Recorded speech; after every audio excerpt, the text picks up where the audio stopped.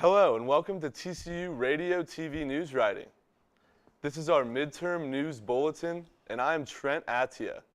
Today, me and my classmates are presenting our news stories. Give it a watch and thank you for watching. With colleges and universities around the country shutting down fraternity and sorority programs, Texas Christian University is doing something completely different. TCU Greek Life is adding new chapters and even building new houses on campus. Ethan Crocker is here with more. Behind me is the construction of the brand new Greek Village on the campus of Texas Christian University. Construction broke ground in January of last year, and according to TCU 360, it is ahead of schedule. Construction is supposed to wrap up in July of 2018 and indicates that TCU is growing in a way that is against the national trend. TCU's student body is very involved in Greek life. The campus is split, with about half of the students being involved in a Greek organization. TCU hopes that houses like these will help impact their Greek system.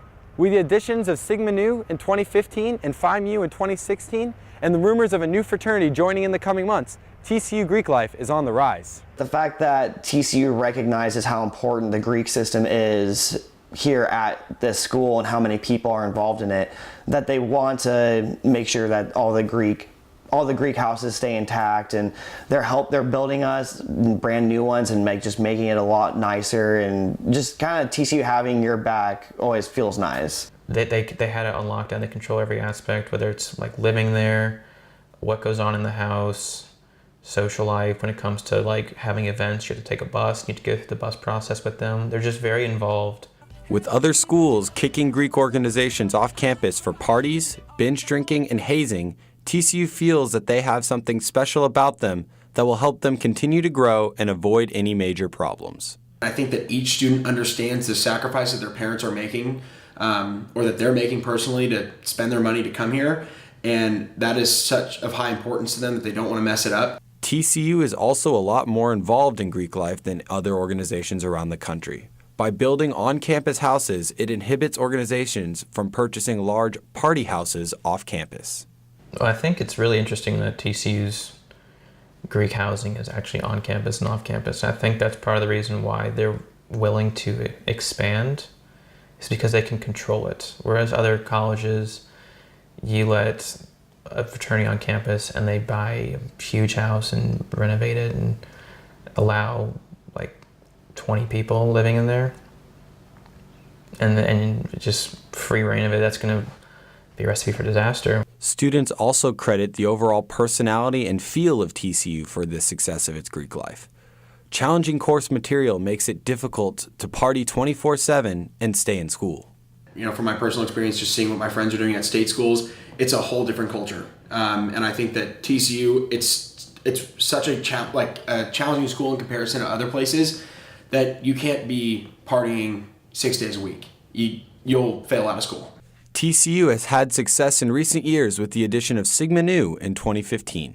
I think it definitely did. I think when we came on campus, it was a test run, like a trial run to see, okay, if we add more fraternities or sororities on campus, like, will they succeed or will they just drop and perish? And so I think after seeing us go on for 3 years, so I think they're seeing like, well, these guys haven't had any real major problems, like they're succeeding. They keep adding more people to their pledge class every semester. Like, let's give them, let's see if anybody else wants to come to campus and see if we can get them to succeed as well. Whether TCU Greek life is going to last a long time or not has yet to be seen, but it is easy to see that they are trending in the opposite direction of the rest of the country. It will be interesting to see if they can continue to hold this trajectory. TCU's Sexual Assault Awareness Campaign, known as It's On Us, brings support and resources to campus. But do students really think that it's enough? Stickers, pamphlets, and banners are 3 strategies to raise awareness to sexual assault. But are they well received, and are they helping reduce the number of sexual assault cases on TCU's campus? I have about 7 friends, actually, that I know well that have been sexually assaulted here. I've had 10 close friends since I've been here at TCU been sexually assaulted. I think that they advertise them, but I mean, by advertising, I feel like it's usually just the typical, like, post some signs around campus, so if you happen to walk around campus than you'll see a sign on campus, but it still doesn't give a whole lot of information. It just kind of tells you what the title of it is. TCU is partnering with other Big 12 universities in order to raise awareness towards sexual assault prevention. It's on Us, which is headed by Student Body Vice President of Operations Abby Wydick, is a campus-wide initiative, and TCU's Student Government Association spends an entire week focused on the issue by posting signs and hosting various events around campus, including Coffee with TCU Police, campus community paneling, which gives students a chance to hear from TCU administration, and also tabling at the Blue and near Frog Fountain. If they did more, it could prevent more of them, because the people that do go to the events now, I feel like it's already because they have a passion for like preventing sexual assault, or like they're already aware of it, and it's not reaching the people that actually need to be made aware, or like hearing the conversations. Behind me here is West 7th, a popular bar district for TCU students, and where most people believe this area to be the biggest and easiest place for predators to strike its prey. TCU police and officials advise students to not walk alone in places with little light. TCU Assistant Police Chief Robert Rangel includes safety tips for sexual assault whenever an email is sent to the TCU community. SGA is currently in the process of implementing more resources to help and support TCU students. I spoke to a member of SGA, but they cannot make a comment on the progress or what exactly the steps to come are. Over the decades, Greek life has maintained gender roles holding fraternities and sororities to unequal standards. According to students, rules and regulations for both fraternities and sororities upheld by both TCU and national Greek organizations are very different despite changes in gender equality. Claire Wright has a story. Imagine stepping over a doorstep and being fined $500. For a woman going through TCU's Panhellenic recruitment process, that is the reality. Although TCU's Title IX stresses gender equality and Greek life appears as one unit, the rules set forth for the two establishments are much different, and TCU students want action. TCU students explain the differences between the sorority and fraternity recruitment process. There's required outfits actually, so 2 t-shirts are provided by Panhellenic when you register for recruitment, and you're required to wear them, and you style it kind of however you want. And in the first few days when you're wearing these t-shirts, a lot of it revolves around what accessories you have on, so it's like a nice bracelet or necklaces, and it's just kind of to assert your status, I guess, for that's really what it is for.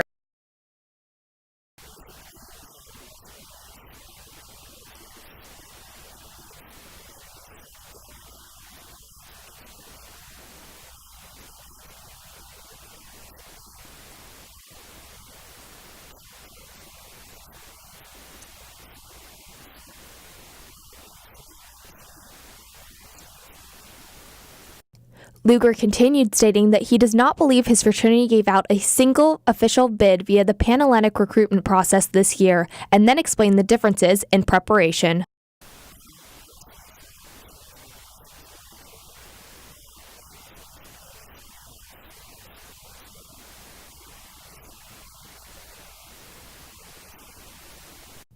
Differences between sorority and fraternity life are also found during simple chapter meetings. So as far as chapter goes, for Zeta Tau Alpha, we can only have a total of 2 absences. And if we go far beyond that, I'm pretty sure that we get a fine, or we have to do 1 extra hour of service or community service, such as going to the Tarrant County Food Bank or volunteering at Kinder Frogs. In addition, we also have formal entry and rededication. And if we don't go to these, then we get up to a $75 fine.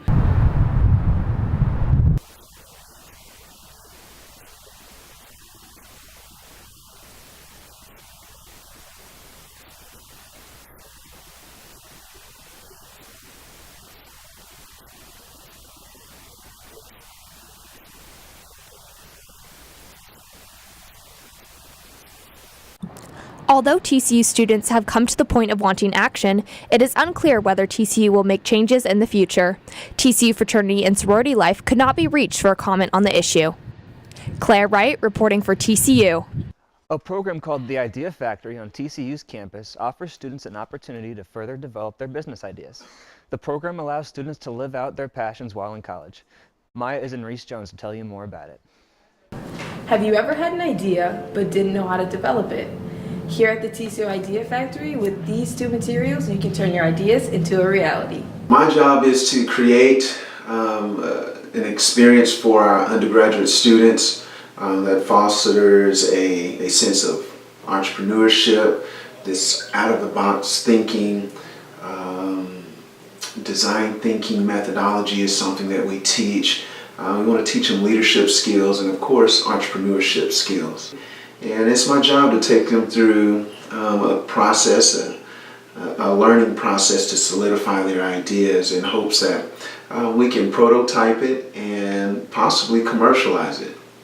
So primarily the students will come see me. I'm in my office here in Reese Jones, and everything is initiated from there. From dance organizations to advising programs, many successful ideas have developed right here in this room.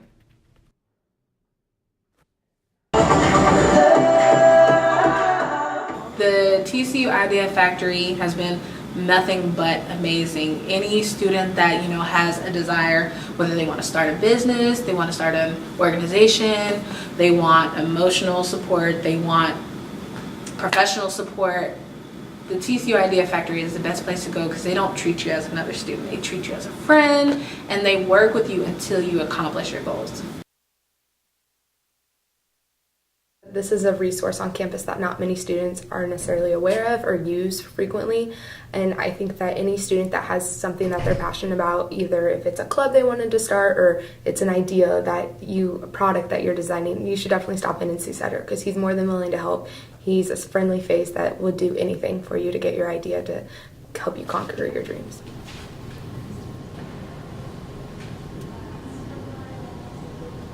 TCU Athletics will begin upgrading the football stadium starting in 2 months. M&G Carter Stadium was last renovated in 2012, the same year that TCU made its debut into the Big 12 Conference. The East Side expansion comes from an expressed desire from fans and donors. Ryan Cleveland has the story.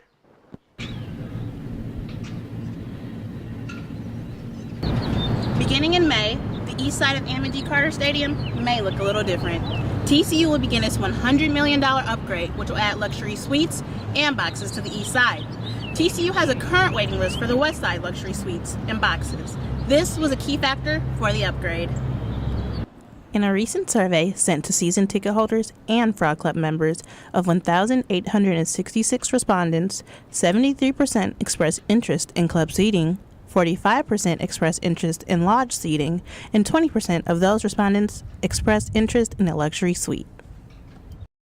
TCU football has grown in prominence over the years. College athletics continues to be competitive, and with that, TCU has to continue to reinvest in their facilities. The upgrade may be exciting for fans that have expressed interest, but some TCU students have mixed reactions. It's a little frustrating just because I feel like there's other things. And our stadium doesn't fill up anyway, so I don't know how making it bigger is solving any problems that we have. I would love for them to focus on parking because I commute every day. It's like a 20-minute drive, and if I have a class after 9 o'clock, I cannot park. I have to park at the football stadium, and all my classes are in Mountie, so it's rough sometimes.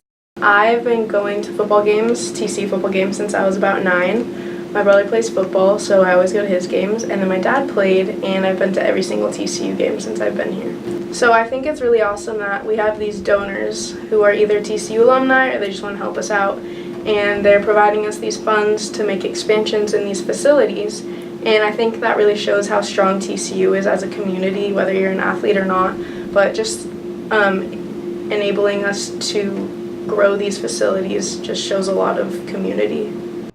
I think TCU wants their athletes to have top-notch facilities, and they really just want to prepare them to go off into being a professional athlete and just make sure they're at the best they can be.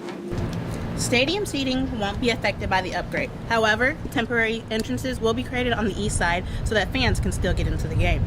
Fans may find this as an inconvenience, and students may still be a little upset, but students like Stevie will try and find the bright side of the upgrade. TCU's Student Government Association has proposed changes to the curriculum of incoming students. Student Body President Ben Taylor wants all incoming students to be trained on having conversations across differences as part of their first-year coursework. Robbie Valio is on the scene with the story. In light of recent concerns over campus climate, TCU Student Body President Ben Taylor proposed that the Intentional Dialogue program be added to the Introduction to University Life course curriculum here on campus, hoping to spark conversations across difference. In the near future, efforts to be more inclusive on campus will begin in a classroom setting, just like this. TCU's Intentional Dialogue program was started in 2016 by Ebony Rose with hopes to handle conflicts in residence halls, but has slowly grown to impact the campus as a whole. Our goal of the program is really to help members of our community learn to talk across difference with respect and understanding. Intentional dialogue in practice is really a way to teach techniques and skills to help people learn to use a methodology that really speaks to mutual understanding. So how can we get to a place of understanding to help us learn, to help us build community, to help us understand ourselves a little bit better? And I think the work that we're doing here is really about figuring out what that can look like in a community. However, the program is not required for all students, as only students in leadership positions on campus go through the training. The one-hour Introduction to University Life course assists students in transitioning to TCU by providing them with the necessary skills to adapt to college life. Last year, 85% of first-year students completed the course.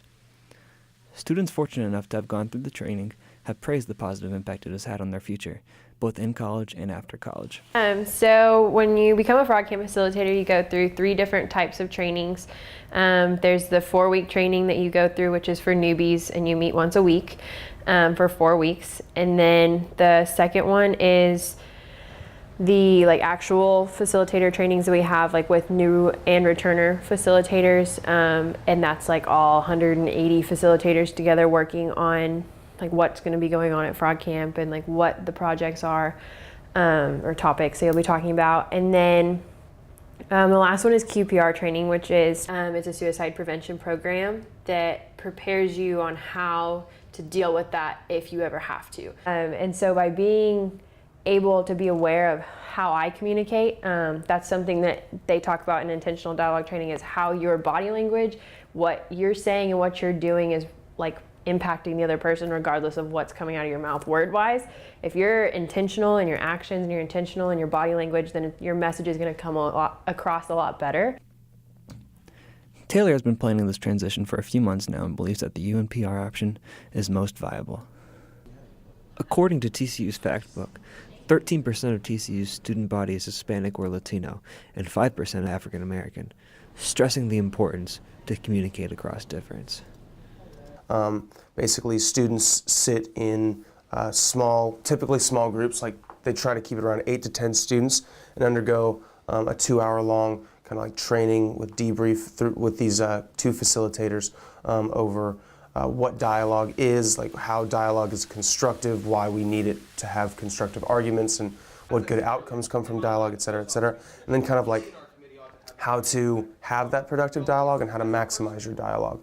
But over the past year, especially last semester and in the second semester of my junior year, so spring of 2017, people have talked to me about this. People have requested this. A lot of people go through our intentional dialogue program and really, really like it. So I guess there was really nothing in particular or specifically that I can point to, but there is a general desire for this program on our campus.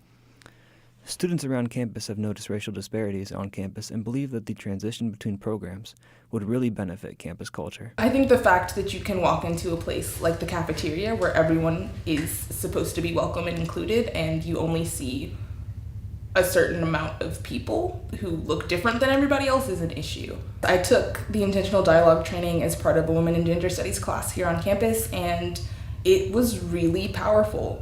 It was challenging. We were all really uncomfortable, and we talked about a lot of controversial issues, but it went really well because we all learned how to be respectful of each other's opinions and ideas, and how to come away not necessarily agreeing, but understanding what the other person was trying to say. I think it'll be really cool for the incoming freshmen to learn how to do that as well.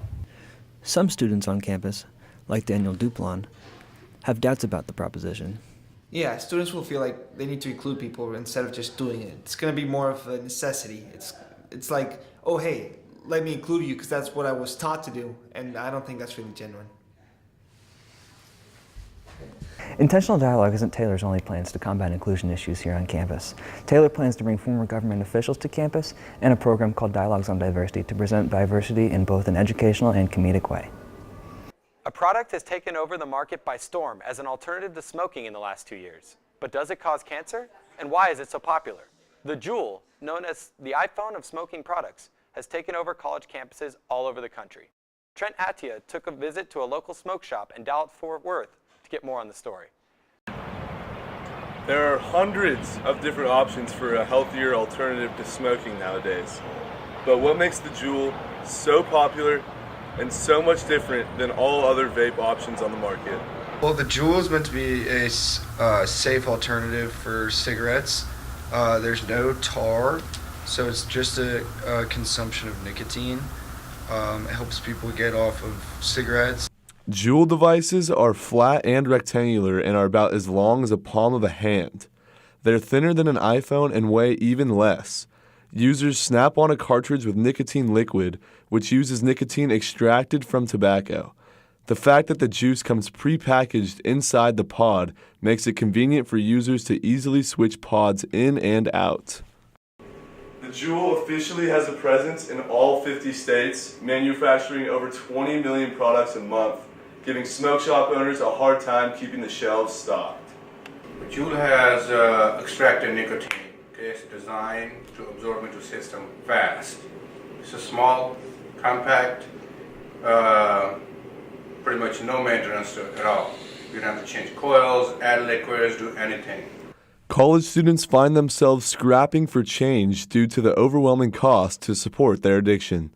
A Juul starter pack, which includes a Juul, a charger, and 4 different flavors, runs from a range of $50 to $75, while a single pack to reload the Juul ranges from $25 to $30 depending on the vendor. It's a big expense for a college kid to be going through all these pods a day and having to buy a pack every few days, and that really adds up. And a lot of people in college don't have jobs. They're at school all day taking 15 hours, and you have no time to have a job, and your parents are going to fund your Juul addiction. Even though Juul products are said to be, quote, a healthier alternative to smoking, recent reports of lung cancer due to overuse of the Juul has college students all over the country going haywire. For instance, flushing them in toilets and even smashing them with a hammer. A group chat containing 8 female college students claimed that their friend was diagnosed with lung cancer due to overusage of the Juul. They say that their friend is currently in critical condition with, quote, black clots in his lungs. The girls in the group chat advised everyone to stop juuling immediately as their friend is in critical condition. The group chat was screenshotted and sent to college campuses all over the country, causing chaos to Juul users worried about their health. Well, at first I was scared.